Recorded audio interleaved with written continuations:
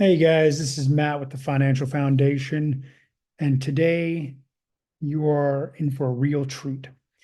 We are going to have a beginner-friendly video podcast called Where Do I Even Start with My Money? So if you've ever felt overwhelmed or you're ready to take that next step to take control of your finances, this is going to be the episode to watch. We have a lot to cover. Um, yeah, and again, I apologize if there's any background noise. I'm doing this in my living room, so you may hear my kids running around or my dogs start to bark at some point. But yeah, this is going to be a raw, unfiltered video. So bear with me and let's get it started. So a lot of people start off with their finances, or they actually don't get started because it is so overwhelming, and they just prolong the education process and the learning. And I mean, I know this because I used to be that person. A little bit of backstory on me. I I in dropped out of high school. I got involved with drugs and alcohol and things like that, and really ended up like trashing my credit and just my financial growth at that young age and my mindset when it came to money.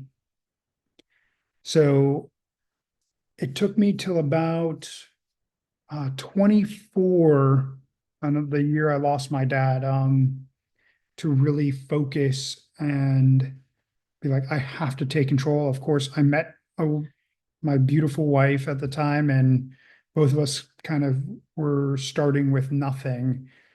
And I was like, we have to do this. I know the steps. And so I started from the very beginning, rebuilding my credit to now having over 800 credit score. I was at about $30,000 worth of debt that we got paid off. And I went from 24 to 27 to purchasing my first investment property, then a second, then bought my mother a house, and then was able to get my dream home. And now I've been able to accumulate a decent amount of wealth and live a very comfortable life. So I would love to share all of my findings, all the hundreds and thousands of hours that I have gathered over the years, and share them with all of you. So, to get started, the first question we have is, where should I start if I've never really paid attention to my finances before? That's totally valid question. The first place that I would get started is creating a budget and learning how to create a budget. So you have to see everything that you have in your bank account, review your statements, review all your expenses, and put them in a list. You can use Excel spreadsheets, you can use Google Sheets. There are apps that you can use to make this much easier. However, for the first few times, I truly like using a spreadsheet and manually typing it in. That way, you can get it in your mind and kind of see where you're at. And this budget needs to be very detailed. Every single expense that you have needs to be put on this sheet. Every bit of income that you get needs to be put on this sheet. So I hope that answers your question. That's the first place where I would get started. Next question. How much should I have in savings before I worry about investing or debt payoff? Another fantastic question. So the rule of thumb with savings is you want to have at least 3 to 6 months cushion. So if for some reason you don't have that type of savings saved already, I would aim for at least 1 month or $1,500 in your savings account before starting paying off any debts um, or investing. So let me rephrase that actually. If you have no money in savings and you have debt, then I would save a minimum of 1 month to $1,500 of all your expenses, and the rest goes to paying off debt. If you don't have debt, then I would recommend saving 3 to 6 months of cash and then start investing. Unless your job offers you a 401k match and then start doing that immediately, that will compound over the years and you'll start saving for retirement. Do the max you can to get the maximum match. Okay. So how do I figure out where my money is actually going each month? So that's another great question. That is how you use your budget. You want to use that budget to see where all your money is. And at the end of every month, you review it and you go month by month by month. And then that will show you things, all your outflows and where you can cut some of your expenses if needed. Okay. Should I focus on paying off debt or saving first? Again, going back, if you have debt, I recommend saving at least 1 month of your total expenses to $1,500 before tackling debt. Because if you have one emergency, your car needs a repair, you have some type of medical emergency. I mean, life happens. We all know this. And $1,000, 1,500 can go like that. So save up that little bit so you're not set back. Okay. I hope that one answers that. How do I start an emergency fund if I feel like I can barely save anything? That's where a lot of people get messed up. I mean, I definitely can relate to that. When every dollar is literally going for food and necessities, that's the importance of creating a budget and really living below your means. And if you're at a level of where you can't cut any more off your expenses, you got to do one of two things. One, you got to find more income. How do you do that? You buffer up your resume and you start applying to better paying jobs. You start taking on a side gig. You start driving for Uber, DoorDash. Um, you start going to neighbors' houses and saying, "Hey, I will do any type of work I need. I can mow your lawn. I can pick up your dog poop. Anything you can to make that extra money to put away." So that's where I would start with that. There's two ways that you can put money away from savings, and that's either increasing your income or decreasing your expenses. Okay. What's considered bad debt versus good debt? Love this one.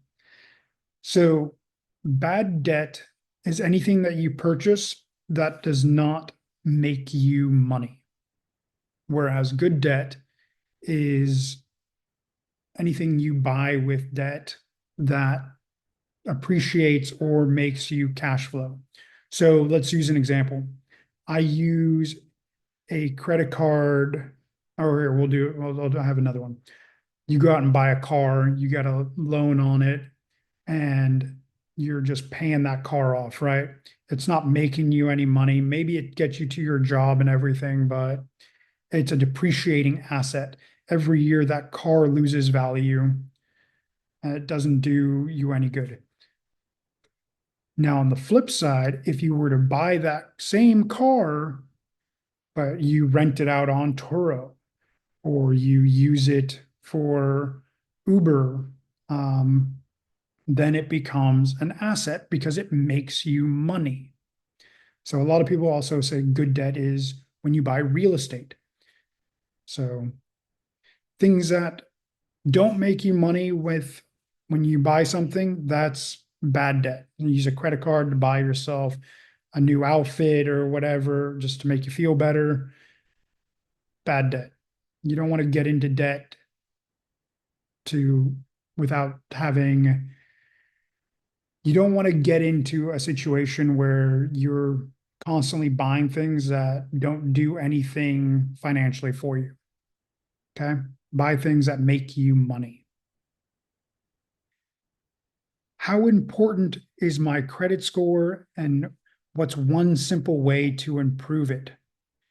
So, your credit score is pretty important because that shows banks and lenders your how reliable you are. And so when you go and apply for a loan or a credit card, you're able to get better terms, better interest rates, and higher credit lines. So one simple way you can do that is one by making your payments on time, paying your statement balance off in full every month, and keeping your credit utilization under 10%. So for simple math, if you have a $10,000 credit card, they really don't like it if you go over $1,000 on that card. The higher the utilization, they technically ding you for that. Can you go over it? Of course. They're not going to complain. And if you're able to pay it all off at the end of the month, that's even better. What are some easy ways to cut expenses without feeling like I'm sacrificing my entire lifestyle? So, everybody has different vices, everybody has different um, things that they can live without and things that they can't live without. So, this I go back to the budget. And as you're categorizing certain things, you can create a column next to your items, and I would classify them as needs or wants. Okay. So, of course, all the needs are things you have to pay for, they need to be included in the budget. That's things like food, transportation, if it gets you to your place of work, your roof over your head, things that keep you safe and healthy, right? So your wants, those are the expenses that you can cut or may need to cut if you're upside down on your budget. So give yourself some grace. You don't want to live uh, you don't want to live like you're not living or just working to pay off debt and things like that. And so what I recommend for as long as you can, if you're in debt, try to give up some of those habits and some of those vices, if you will. That's not to say like, hey, you know what, Saturday night, I'm going to go have a beer with a friend, or I need to just clear my mind. I'm going to go to a concert or go to a movie. I don't know if people go to movies anymore. That's kind of sad. But things like that. And you make compromises with yourself. Set aside a little saving fund that you can put a little bit of money towards every paycheck, and so that way those vices aren't terrible. If coffee is a habit for you, that seems to be the biggest thing for a lot of people. Is a $5 cup of coffee going to mess up your budget? Some maybe, and for most, no. A $5 cup of coffee is not going to make or break your budget. So to answer this, you really have to review your budget and see what needs you have and allocate a little bit of money to make yourself feel good, whether that's a cup of coffee, something nice for yourself. But if you're in debt, do what Dave Ramsey does and pay that off first, or go as long as you can, as hard as you can, getting that debt down. All right. I hope that answers that question. How can I start building better money habits that actually stick? So, this is all about discipline and consistency. So, the more you do it, the more you review your budget, the more at the end of the month you go over and look at all your expenses and all your income. It becomes second nature, it becomes easier for you to manage, and it doesn't start seeming like a chore, and it just becomes your new normal. So the best and only way is to get started and then to set up a schedule to where you're reviewing everything, whether that's bi-weekly, monthly. So when you're starting, I don't recommend doing it in longer gaps than that. I always recommend at least bi-weekly or monthly. That way you can see everything and be on top of your finances. Okay, let's see what we got here. I feel overwhelmed. Well, sorry, I don't know. My tongue just stopped working. I feel overwhelmed by money advice on social media. How do I know who to listen to? That's a fantastic, fantastic question. And yeah, there are so many people out there, including myself, that are talking about money and who do you listen to? So I don't have a list at the moment. I'm going to do a little bit more research to find some really good people. But just know that even on in social media, there are different niches. Sorry, those are my dogs. There are different niches of people talking about money. There's people that talk about debt and how to manage your debt, how to get out of it. There are people that go hardcore on real estate. There are people that go hardcore on Forex trading. There are people that go hardcore on stocks and futures. So the more you educate yourself, the more you'll be able to kind of filter through all of the noise and find the stuff that interests you and the things that stick for you. So if you're in the debt phase, I mean, that's what you should be focused on, getting out of debt, learning how to be consistent, build that foundation with your budget, and get that consistency going of reviewing your finances, reviewing your budget, and then slowly start educating yourself, read books. Two books off the top of my head that were game changers for me were Rich Dad, Poor Dad, and The Richest Man in Babylon. Great books to get started on while you're starting your journey. All right. And I will get a list for everybody, and maybe I'll do another video of just a whole bunch of vetted social or finance social media people. But for now, you got me. So let's see, where are we? What's one small step I can take today to feel like I'm making progress? So it's not about, don't overwhelm yourself. Start off with making a budget. And then every day, how can you save a little bit of money? Can you pack a lunch? Can you um, get a bill paid? Can you uh, forego one of those vices that you want, like your Starbucks? Take that $5, put it somewhere, put it in a savings account, put it towards debt. But getting organized and educating yourself. Also, there are going to be days where you can't do anything with your finances. So learn. Yeah, check out a YouTube video, check out, read a book. The Rich Dad, Poor Dad is a great one, like I just mentioned. Education is great. So very quickly, if you guys have found any value in any of these questions so far, please like, comment, share with friends and family. It really helps the algorithm. And I mean, I do this from pure joy. I love talking about finance. I love helping people. So if you're loving this so far, please smash that like button. Um, how do I stay motivated when my financial goals feel so far away?